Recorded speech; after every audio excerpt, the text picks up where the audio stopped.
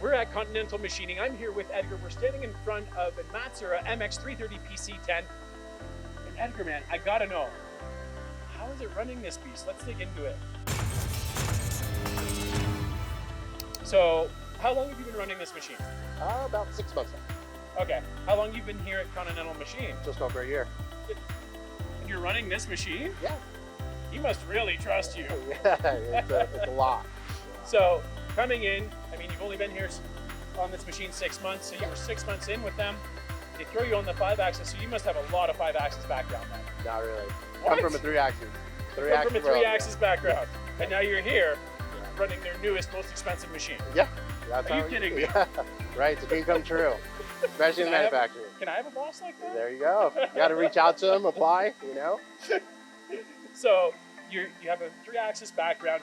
Now you're rocking it here. You're the top producer on their machine for the Matsuura.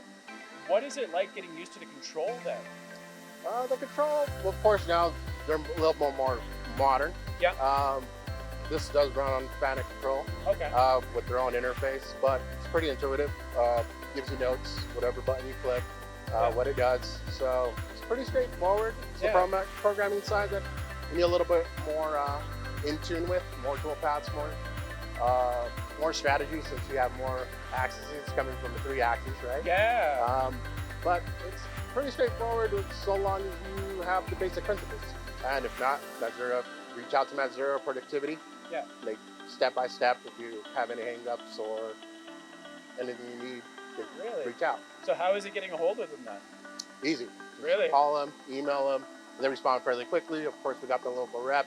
If not, they put you in touch with either the engineer or, since this one does run off of PQI, is the touch off, either or. They'll put you in contact with whichever specific.